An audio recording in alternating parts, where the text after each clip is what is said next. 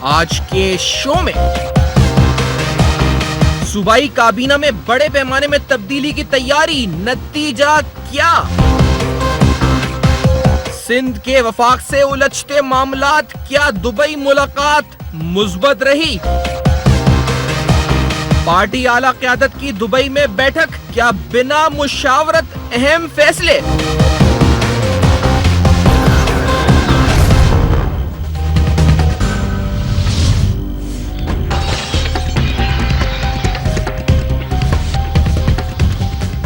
अस्सलाम वालेकुम। पस पर्दा हकाइक सनसनीखेज इंकशाफात प्रोग्राम बेनकाब में हूं आपके साथ सैफान खान। सुबह सिंध में ये तब्दीली जो काबीना के अंदर आने वाली है कितनी खुशाइन साबित होगी, आज प्रोग्राम में सवाल उठाएंगे। और इस तब्दीली की आखिरकार वजह क्या है, बिलाखिर क्या वजह थी? ये कायम अली शाह साहब को हटाया गया, ये फैसला दुबई के अंदर हुआ और दुबई में ये फैसला करने की जरूरत क्या थी? ये सारे सवाल आज प्रोग्राम में बेनकाब करेंगे। लेकिन थोड़ा सा फैक्ट सामने रखते हुए, सब में पहले आज से कुछ रोज कबल जब Bilawal Bhutto Zardari chairman Pakistan Peoples Party गए अमजद साबरी के घर उधर ताजियत करने, तो वहां जो उन्होंने एक स्टेटमेंट दी थी कि सिंध हुकूमत जवाब दो, वो स्टेटमेंट दोबारा दोहराते हुए, सुनते हुए कि बिलावल ने क्या कहा था और फिर उसको आज के हालात से उसका जो है ताल्लुक जोड़ते हुए आगे बढ़ेंगे प्रोग्राम में। Let's hear that first, Bilawal ने जो कहा था। 2 रोज में ऐसे वाकयात हुए, ओवैस शाह वाला और अमजद साबरी वाला, सिंध गवर्नमेंट ने इसके लिए क्या इक़दाम किए हैं और आप मजीद फैसला जवाब दो, सिंध गवर्नमेंट जवाब दो। जवाब दो सिंध गवर्नमेंट, जवाब दो। बिलावल के इस स्टेटमेंट को बहुत से लोगों ने बहुत से मतलब इंटरप्रिटेशन इसके किए थे। किसी ने कहा जी कि बिलावल का मतलब ये था कि सिंध गवर्नमेंट को आगे कर दे, वो चाहते नहीं थे सिंध के मामलात पे बोले। किसी ने कहा कि बिलावल क्योंकि खुद सेटिस्फाई नहीं है सिंध गवर्नमेंट की परफॉर्मेंस से, इसलिए बिलावल ने सिंध गवर्नमेंट को आगे किया और एक तरह से एक तंज किया सिंध हुकूमत के ऊपर। लेकिन स्टेटमेंट को बहुत से लोगों ने इशारे के तौर पर भी लिया कि कहीं कायम अली शाह साहब को हटाया तो नहीं जा रहा। लेकिन आज जो अब तक बातें की जा रही हैं, 2 वजूहात पेश की जा रही हैं साईं कायम अली शाह साहब को हटाने के पीछे जो चेमे गोइयां हैं, जो 2 बातें की जा रही हैं, वो मैं आपके सामने रखता हूं। समय पहले सिंध काबीना में रद्दो बदल की सब में बड़ी अहम वजह जो असल पेश की जा रही है, जिस तरह मैंने कहा कि वो खुद ये बात है जी कि बिलावल भुट्टो साहब की ख्वाहिश पर ये वज़रा की तब्दीली की जा रही है। वो चाहते थे कि ऐसा हो, यंग क़यादत है, उन्होंने कहा नए चेहरे आए और वो ऐसा करना चाहते हैं, वजारतों में जो तब्दीली लाना चाहते हैं और इसलिए उन्होंने ऐसा किया।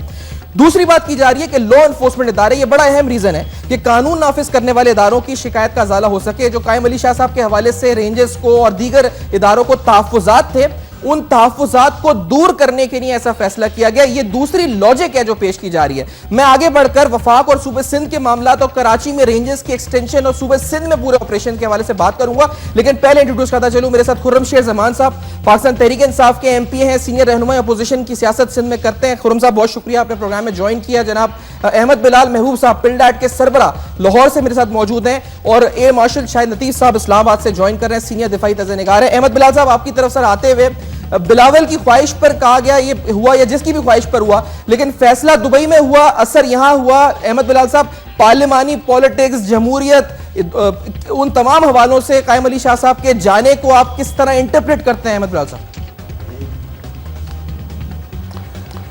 देखिए, कायम अली शाह साहब का जाना कोई इतना बड़ा कदम इसलिए नहीं है क्योंकि कायम अली शाह साहब खुद तो कभी फर्द वाहिद नहीं थे जो हुक्मरानी कर रहे थे सिंध के ऊपर।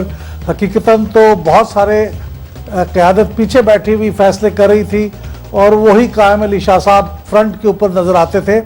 तो असल में जो पीछे लोग बैठे हुए हैं, जो फैसला करने वाले हैं, जो असल कुव्वत है, पीपल्स पार्टी के चेयरमैन हैं, पीपल्स पार्टी के को चेयरमैन हैं और पीपल्स पार्टी की जो यहाँ पे मौजूद क़यादत है, जो उनकी वाकई रिश्तेदार क़यादत है, असल में वो फैसले करते थे। कायम अली शाह साहब तो सिर्फ सामने हमें दिखाई देते थे।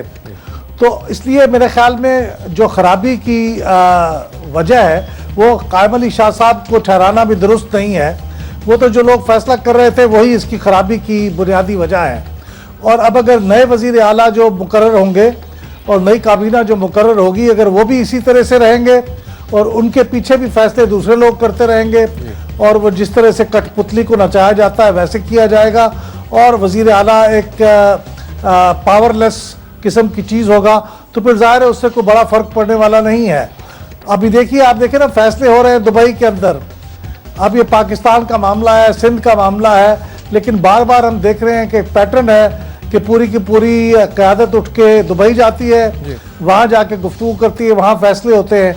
तो जब फैसले करने का अंदाज ये होगा तो उसमें आप बेहतरी की क्या उम्मीद रख सकते हैं? तो मेरे ख्याल में बुनियादी वजह कायम अली शाह साहब नहीं है, बुनियादी वजह पीपल्स पार्टी की क़यादत है, जो फैसले करने, सही फैसला करने की इस वक्त लगता है कैपेसिटी नहीं रखती। नहीं, लेकिन मैंने जो दूसरी बात अहमद बिलावल साहब की है कि क्या इस वक्त लॉ इन्फोर्समेंट एजेंसीज बेशमूल रेंजर्स या फिर वो पावरफुल हेडक्वार्टर्स जिनको अदम इत्मीनान था, कायम अली शाह साहब के हवाले से शिकायत थी कि वो अगर सही तरह से प्रॉम्प्ट एक्शन नहीं लेते, बहुत चीज़ों के ऊपर, बहुत से मामला पे खामोश रहते हैं, बहुत से मामला पे बोलते हैं तो कुछ गलत बोल जाते हैं, क्या वो अजाला हो पाएगा अहमद बिलाल महबूब साहब मुराद अली शाह साहब के आने से उन चीज़ों का, उन शिकायतों का? देखिए, मेरा जवाब फिर भी वही है। देखिए, कायम अली शाह साहब जो जबान बोलते थे, कायम अली शाह साहब जो एक्शन करते थे या जो एक्शन नहीं करते थे, वो कायम अली शाह साहब का फैसला नहीं होता था, वो फैसला तो पार्टी की क़यादत का होता था, क्योंकि असल में डोरियां वहां से हिलती हैं। देखिए, जब यूसुफ रज़ा गिलानी साहब वज़ीर आज़म थे तो फैसले जो थे वो यूसुफ रज़ा गिलानी साहब नहीं करते थे, वो प्रेसिडेंसी से होते थे।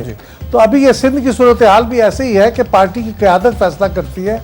चुनांचे ये उसका जो डिस्क्रेडिट है वो ठीक है, कायम अली शाह साहब को मिल गया और कायम अली शाह साहब को स्केप गोट बना दिया गया, लेकिन हकीकतन अगर ये पैटर्न कायम रहेगा तो ये पार्टी की क़यादत के ऊपर इल्जाम जाना चाहिए, कायम अली शाह साहब पे नहीं जाना चाहिए। नहीं, तो लेकिन इंप्रूवमेंट की सूरत भी उसी वक्त होगी अगर पार्टी क़यादत अपना तरीका बदलेगी। अहमद बिलाल साहब, एक चीज बस और, फिर उसका खुर्रम साहब की तरफ ही हम आते हैं, ये आप इस सवाल के हवाले से कि ये फैसला बिलावल भुट्टो जरदारी की ख्वाहिश पर हुआ, ये जो दूसरी बात की जा रही है, यानी फरियाल तालपुर और आसिफ जरदारी साहब शामिल होंगे, लेकिन मेन जो ख्वाहिश थी वो बिलावल भुट्टो जरदारी की थी कि चेंजेस लाई जाएं। ये खुशाइंद बात है क्या कि नई क़यादत उभर कर आई है पीपल्स पार्टी में, वो फैसले कर रही है, या ये भी आप समझते हैं कि इनडिफरेंट है, कोई इंपैक्ट नहीं है, कोई फर्क नहीं है, वही बात है अहमद साहब? नहीं, मैं समझता हूँ बिलावल भुट्टो का कुछ ना कुछ तो कंट्रीब्यूशन होगा, और मुझे नहीं पता कि बिलावल भुट्टो साहब की ख्वाहिश के ऊपर ये तब्दीली हुई है। वो गालिबन पीपल्स पार्टी के अंदर बहुत सी तब्दीलियाँ चाहते हैं, लेकिन उनकी बात कोई ज़्यादा सुनता नहीं है। एक तो खैर उनका तजुर्बा ज़्यादा नहीं है, एक उनकी जो पार्टी के अंदर मुख्तलिफ सतह पे क़यादत है उसके साथ भी उनका वैसा राब्ता नहीं है, और कंट्रोल जो है वो आसिफ जरदारी साहब का है, फरियाल तालपुर साहबा का है।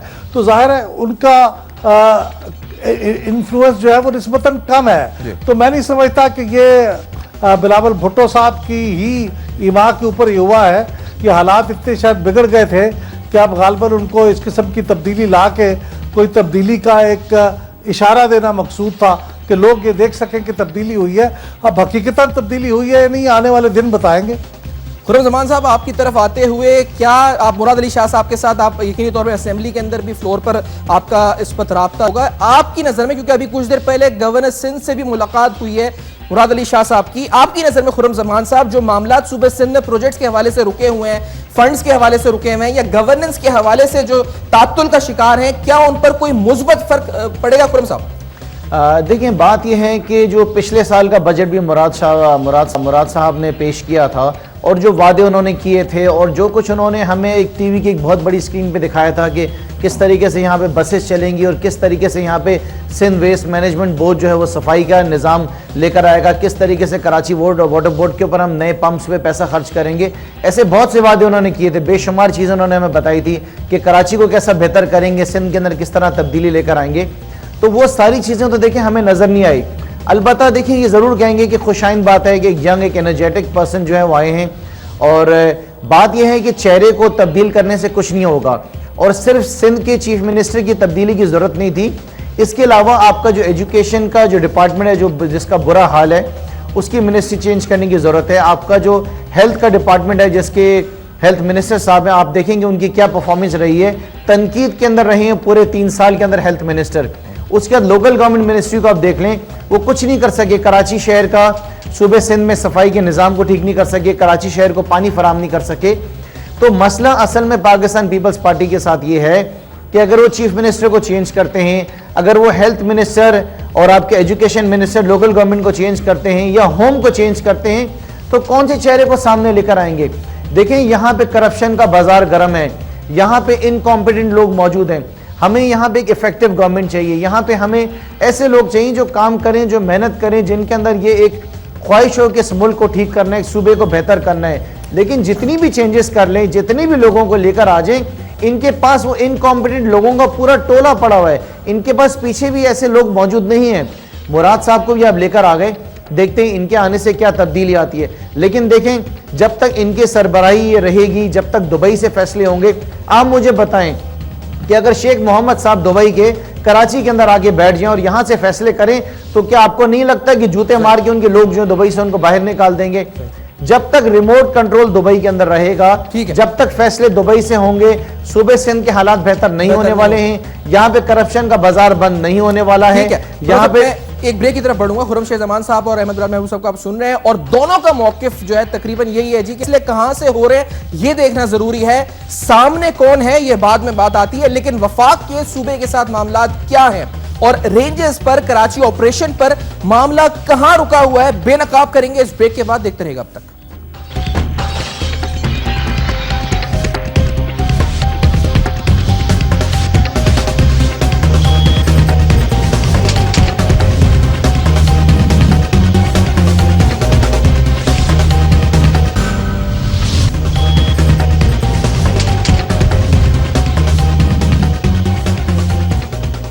Welcome back. आप देख रहे हैं बेनकाब। कराची ऑपरेशन के हवाले से वफाक और सूबे सिंध में तनाज़े आखिरकार क्या है, क्योंकि दुबई के अंदर जब इजलास हुआ और इसके अलावा भी जो बार बार सिंध हुकूमत का मौक़िफ़ इस हवाले से आया है, वो इन 3 या 4 नुकात पर मुश्तमिल है। एक, वो कहते हैं जी कि रेंजर्स इख्तियारात सिर्फ कराची तक महदूद रहें, उसको सूबे सिंध तक वुसअत ना दी जाए। ये जो चीजें इस पर जो तहफ़्फ़ुज़ात इस हवाले से, इस ऑपरेशन के हवाले से हैं, वो आपके सामने हम एक बार रख रहे हैं। रेंजर्स इख्तियारात सिर्फ कराची तक महदूद रहे, सरकारी इदारों पर छापों से कबल पेश की इजाजत जो है वो ले इस पर रेंजर्स। ये जो है एक और शिक़ है जिस पर सिंध हुकूमत इख्तलाफ रखती है। और दूसरा मामला जो वफाक के साथ रहा है, वो वफाक से कराची ऑपरेशन के इखराजात की अदायगी का मुतालबा है। वो कहते हैं कि हमारे फंड्स पेंडिंग हैं। कई बार मिनिस्टर्स भी इस शो में आए हैं सूबाई, और वो कहते हैं कि वफाकी हुकूमत से हमारे फंड्स रिमेनिंग हैं। NFC अवार्ड के बकिया रुकूम का इजरा, ये भी वफाक से मुतालबा है। जो NFC में पेंडिंग अमाउंट है वो हमें जारी की जाए। और चौधरी निसार साहब से नाराजगी तो सिंध हुकूमत की रहती है, लेकिन कराची ऑपरेशन इससे पूरा हर्ट हुआ है इन सियासी मामलात की वजह से या इंतजामी मामलात की वजह से। मेरे साथ ए मार्शल शाहिद लतीफ साहब सीनियर तज्ज़े निगार प्रोग्राम में मौजूद हैं, खुर्रम शेख ज़मान साहब पाकिस्तान तहरीक इंसाफ से, और अहमद बिलाल महबूब साहब पिलडाट के सरबराह लाहौर से मौजूद हैं। ए मार्शल साहब, आपकी तरफ आते हुए, पहले तो सूबे सिंध में जो तब्दीली आई है नई, इस तब्दीली को आपने किस नजर से देखा? मुराद अली शाह आ चुके हैं, एक शाह जा चुके हैं, कायम अली शाह। देखें, ये तो अरसा दराज से जो मिनिस्टर हैं सिंध के, उनके बारे में मुख्तलिफ चहमा गोइयाँ हो रही थी, और वहाँ पे हालात जो हैं वो कंट्रोल में नज़र नहीं आ रहे थे। ये अलहदा बात है कि वो बहुत पुराने PPP के वर्कर हैं, PPP को उनका कॉन्फिडेंस है, और उसकी वजह से चूँकि उनकी जो वोटिंग और इलेक्शन कैंपेन है उसमें बड़ा उन्होंने बहुत बड़ा किरदार अदा किया, लिहाजा PPP को उन पर पूरा एतमाद था। मगर जहाँ तक गवर्नेंस का ताल्लुक है, बारहा ये उभर कर सामने आया कि गवर्नेंस जो है वहाँ इलाके की, सिंध की, वो ठीक तरीके से नहीं मैनेज की जा रही। तो मैं समझता हूँ कि अब ये वक्त आ गया था, जब इतनी सारी शिकायत और इतनी सारी ऑब्जर्वेशन जमा हो जाएं, तो उसके ऊपर ये एक्शन लेना नागज़ीर हो गया था, जिसकी वजह से ये एक्शन लिया गया है। तो हम उम्मीद करते हैं कि जो इससे पहले शिकायत थी, खासकर गवर्नेंस के बारे में, उनका अजाला होना चाहिए। जो नए वजीर वहाँ पे बन के आए हैं, ये वक्त बताएगा कि कैसे सिंध के हालात में बेहतरी लाने में वो कामयाब होते हैं। सही, लेकिन सर ये जो रेंजर्स हैं, दीगर हल्के हैं, क्या ये वेलकम करेंगे इस चेंज को, और ये सिर्फ एक कॉस्मेटिक चेंज होके तो नहीं रह जाएगी? ये तो खैर आगे वक्त बताएगा, लेकिन क्या रेंजर्स और लॉ इन्फोर्समेंट ये तमाम लोग वेलकम करेंगे कायम अली शाह वर्सेस मुराद अली शाह, इस हवाले से अगर देखा जाए तो? देखें, जैसे मैंने कहा कि ये वक्त बताएगा कि जो नए चीफ मिनिस्टर आए हैं उनका बिहेवियर क्या है, उनका जो जिसको हम कहते हैं कि कोऑपरेशन है सारे मामलात में, वो किस हद तक है। और जहाँ तक रेंजर्स हैं, उनका एक बाकायदा एक इंडिपेंडेंट रोल है, वो उसके तौर पे चल रहे हैं। और जो चीफ मिनिस्टर हैं वो बाकायदा इस टीम के कैप्टन हैं। पहले भी यही कहा जाता रहा। ये जो चीफ मिनिस्टर हैं, इन्होंने बारहा कई ऐसी चीज़ें हैं जिन पर शिकायत की। अभी भी आप देखिए कि ये जो एक्सटेंशन का मामला है, ये तो चीफ मिनिस्टर साहब ने फैसला करना था। ये क्या वजह है कि बारहा ये जो एक्सटेंशन है उसकी तारीख गुजर जाने के बाद मिली। यानी नजर आ रहा था कि 20 जून को तारीख गुजर जाएगी, उससे पहले यह फैसला क्यों नहीं किया गया? इससे पहले भी ऐसा ही हो चुका है। और सिर्फ ये सूबाई मामला नहीं, जहां तक वफाकी हुकूमत का ताल्लुक है, वो जो पोपा की जो पावर्स आपने जो रेंजर्स को दे रखी हैं, उसमें भी 15 जून से वो खत्म हो चुकी और वफाक ने भी इसके बारे में फैसला नहीं किया।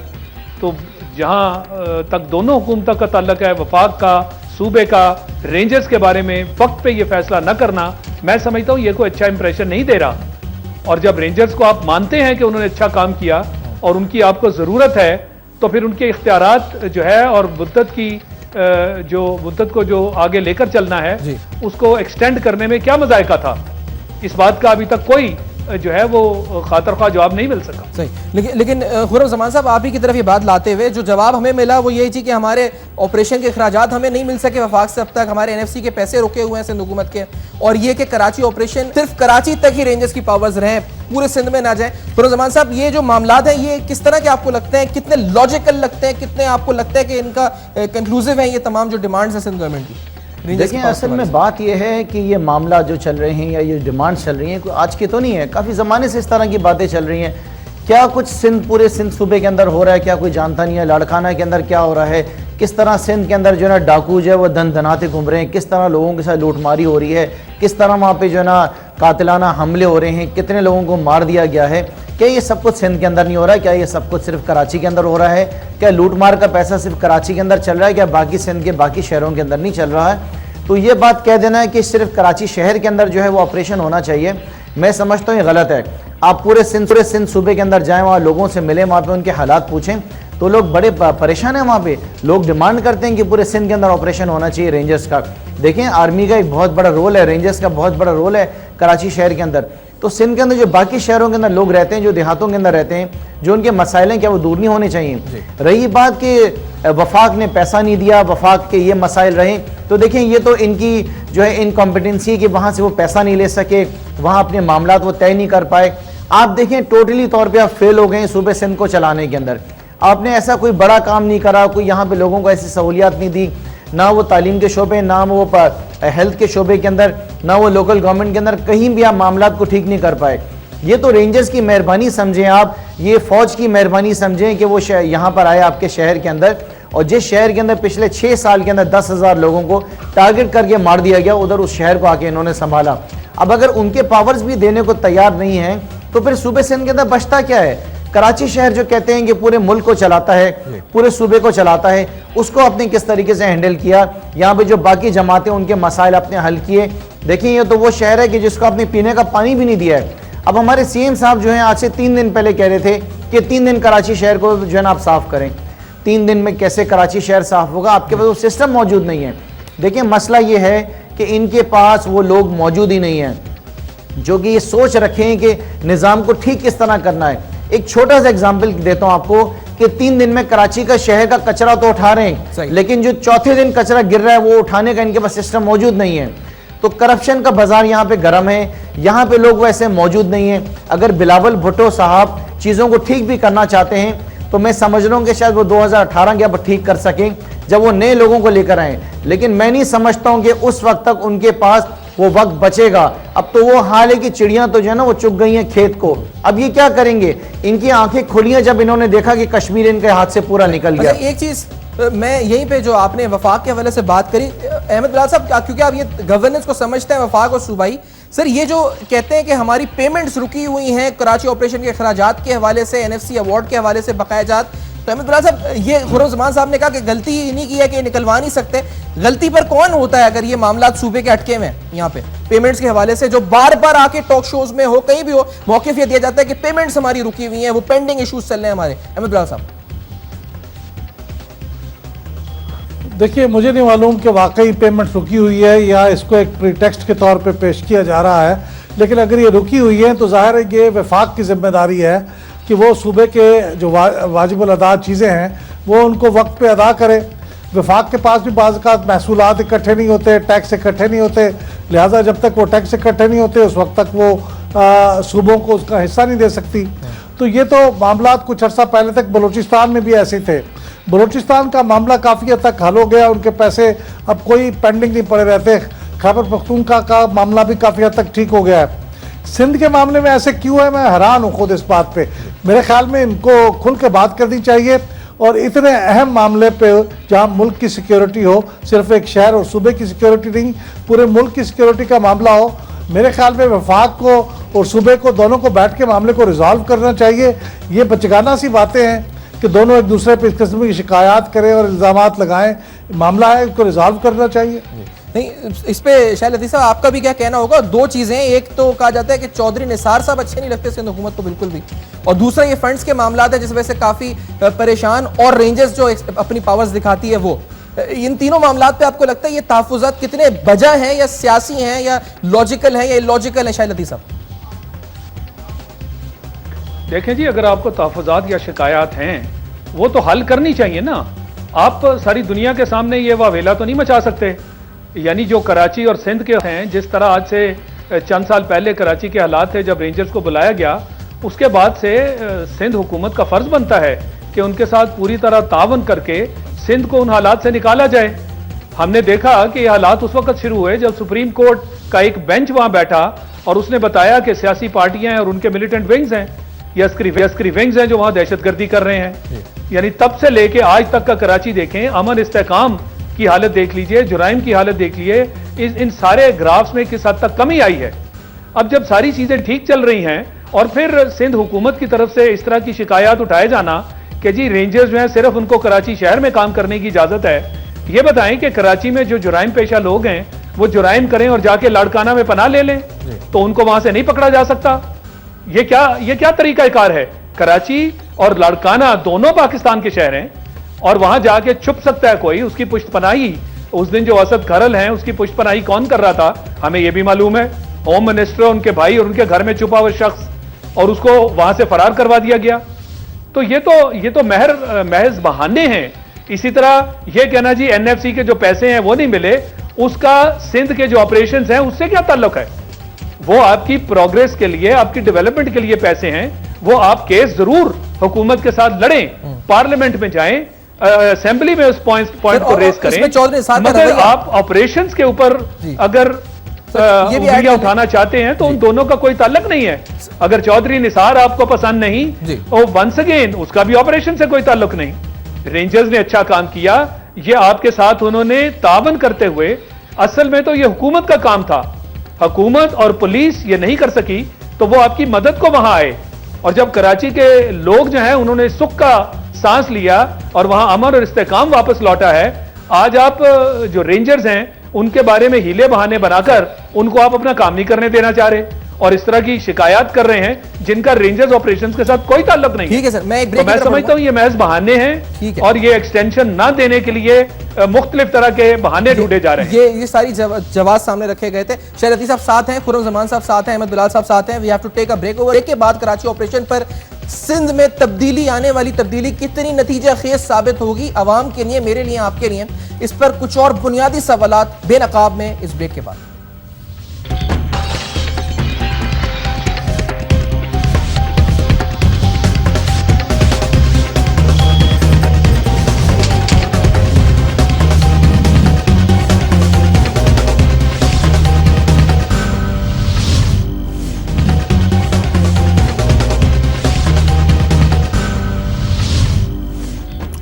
Welcome back. आप देख रहे हैं बेनकाब कराची ऑपरेशन के हवाले से, और जो कायम अली शाह साहब के जाने और मुराद अली शाह साहब क्या मुतवक्का वज़ीर आला हो सकते हैं, ये सवालात उठा रहे हैं। कुछ देर यानी अभी बिल्कुल मुराद अली शाह साहब ने मीडिया से गुफ्तगू की है और उन्होंने कहा है कि पार्टी क़यादत इस बात का ऐलान करेगी, और ये मीडिया ही कह रहा है कि वो वज़ीर आला बन चुके हैं, वो पार्टी क़यादत के ऐलान के मुंतज़िर हैं या फिर उसका इंतजार कर रहे हैं कि वो ऐलान हतमी तौर पर करेंगे कि वज़ीर आला सिंध अगर तब्दील हुआ है तो आखिरकार वज़ीर आला सिंध कौन जो है इस पर नया कैंडिडेट होगा। अलबत्ता अब तक मुराद अली शाह साहब का नाम स्ट्रॉन्गेस्ट कैंडिडेट के तौर पर लिया जा रहा है। मेरे साथ ए मार्शल शाहिद लतीफ़ साहब, खुर्रम जमान साहब, अहमद बिलाल महबूब साहब प्रोग्राम में मौजूद है। अहमद बिलाल साहब, मैं स्ट्रेट फॉरवर्ड, क्योंकि अमन और अमान के हवाले से हमने बड़ा सफर किया है सर, कराची में गवर्नेंस के लिहाज से, और फिर पूरे सिंध ने सफर किया है। हमें कोई उम्मीद रखनी चाहिए, और अगर रखनी चाहिए तो वो क्या लॉन्ग टर्म सोल्यूशन के स्टेप्स हैं जो फौरी तौर पर इंप्लीमेंट कर देने चाहिए नए सीएम को, जो कायम अली शाह साहब नहीं कर सके?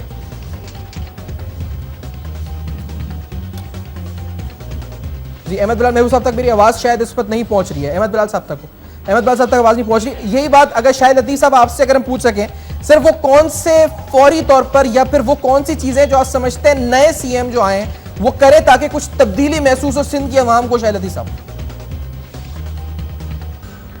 देखिए, ये एक ऐसा सवाल है जिसके ऊपर बारहा ऑब्जर्वेशंस दी जा चुकी हैं और मैं कह चुका हूं कि गवर्नेंस एक बहुत वसी सब्जेक्ट है। उसमें आप सिंध में जब देखते हैं तो बार बार ये चीज़ सामने आती है कि जो भी इदारे हैं वहाँ पे अपना काम सही तरीके से नहीं कर रहे। सबसे बड़ी जो बात है वो यही है लॉ एंड ऑर्डर वाली। आप लॉ एंड ऑर्डर को देख लीजिए कि किस तरह वो जो सिंध की हुकूमत है उसके हाथ से कराची जो है वो निकलता हुआ आपको नजर आ रहा था। और ये बावजूद इसके कि पीपीपी की हुकूमत वहाँ सिर्फ इस टन्योर में नहीं, जो पिछला टन्योर था वो भी उनका था, यानी अरसा दराज से पीपीपी की सिंध में हुकूमत है। और सिंध के जो हालात हैं बतदरीज जैसे खराब होते रहे, करप्शन का आलम जहां वहां देख लीजिए, बाकी वहां आम रोजमर्रा की जिंदगी के मामलात आप देख लीजिए, लॉ एंड ऑर्डर की सिचुएशन देख लीजिए, पुलिस के जो हालात हैं, जिस तरह वहां भर्तियां और जिस तरह पिछले डीआईजी हैं उन्होंने कहा करप्शन के मामले में उनके ऊपर बहुत बड़े इल्जामात हैं। यानी ये सारी चीजें जाहिर करती हैं कि जो वहां पे हुकूमत है उसने उसका कंट्रोल जो था वो एक पॉजिटिव नहीं था। तो यही काम होता है ना हुकूमत का, और सबसे बड़ी जिम्मेदारी तो चीफ मिनिस्टर पर आती है। तो ये वो चीजें हैं जो मैं समझता हूं कि चीफ मिनिस्टर जो आएंगे उन पर यही जिम्मेदारी होगी कि सिंध के जो हालात, और सबसे बड़ी बात ये कि जब इतना बड़ा ऑपरेशन सिंध में चल रहा है उनका ताउन रेंजर्स के साथ किस तरह का है, क्या वो उनके साथ हैं या कि पुष्टपनाही उन लोगों की जा रही है जो शायद पार्टी के वर्कर्स हों, जुराइम में मुलव्वस हों और वक्तन फवक्तन उनके बारे में बयानात आते रहे हों कि जी रेंजर जो है वो शायद अपने मैंडेट से बढ़ के काम कर रहे हैं, बजाय इसके कि ये कहें कि हाँ जी उन्होंने अमन अमान की सूरत हाल बहुत बेहतर कर दी, लिहाजा हम उनके साथ खड़े। असल में तो जो कैप्टन वहां जिसको चीफ मिनिस्टर आप कहते हैं उनका यही काम है ना इस टीम का। तो मैं समझता हूँ ये वो तरीके हैं, ये वो चीजें हैं जिसके तहत चीफ मिनिस्टर साहब जो हैं आइंदा आने वाले उन्हें फौरन इन चीजों पे ध्यान देना होगा ताकि ये जो शिकायत हैं इनको खत्म किया जा सके। बिल्कुल ठीक। अहमद बिलाल साहब कुछ नाम मैं आपके सामने रख देता हूँ। अहमद बिलाल साहब, सोहेल अनवर सयाल, समय पहले तो उनके ऊपर असद खरल वाक़े के बाद एक कंट्रोवर्सी क्रिएट हो गई। शर्मिला फारूकी नैब खत लिख चुकी है कि वो कन्विक्टेड है, प्ली बार्गेन उनकी फैमिली वो कर चुके हैं, इसलिए लिहाजा they can not hold public office. ये दो नाम है और भी एक दो नाम और है जिन पे शायद नैब केसेस हो, मामलात हैं। Should they be included in the new cabinet और नॉट? अहमद बिलाल महबूब साहब।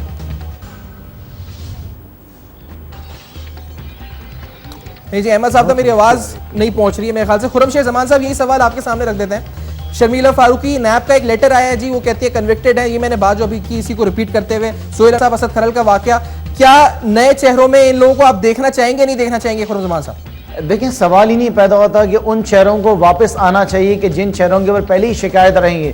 देखिए सोहेल अपना सयाल साहब जो हैं उनके ऊपर जो खरल साहब का जो इतना बड़ा इल्ज़ाम है कोई छोटी बात नहीं है। जिस तरीके से शायद लतीफ़ साहब ने फरमाया कि कराची से जो है आदमी यहाँ पे जुर्म करे और लड़काना के अंदर इनकी गोद के अंदर जाके बैठ जाए और ये खामोश रहें, तो देखिए मैं समझता हूँ कि सिर्फ ये दो डिपार्टमेंट्स नहीं हैं और भी बहुत सारे हैं।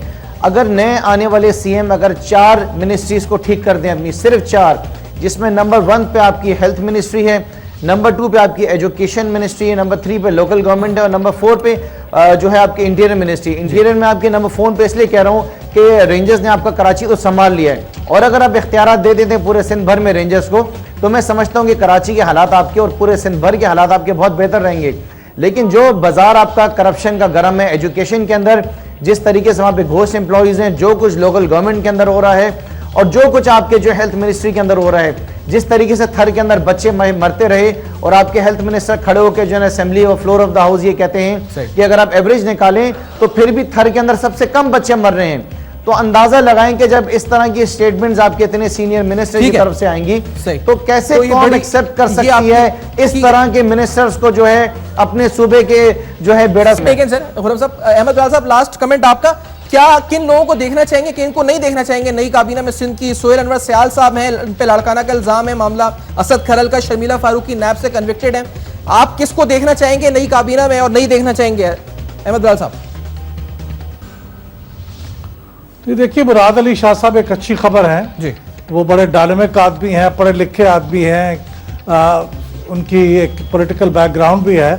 तो वो एक अच्छे कायद साबित हो सकते हैं। लेकिन असल बात यही है कि आप उन्हें क्या इख्तियारात देना चाहते हैं, आप उन पर एतमाद करना चाहते हैं, आप उन्हें एक स्पेस देना चाहते हैं अपने काम करने के लिए। अगर आप उन्हें काम करने के लिए स्पेस देंगे और उन्हें मौका देंगे तो मेरा ख्याल है वो बहुत अच्छा काम करेंगे।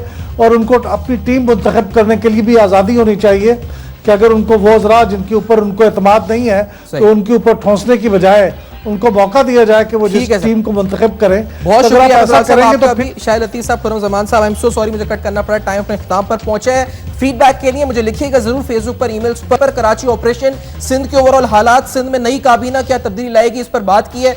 कल फिर हाजिर होंगे बेनकाब में, देखते रहिएगा अब तक।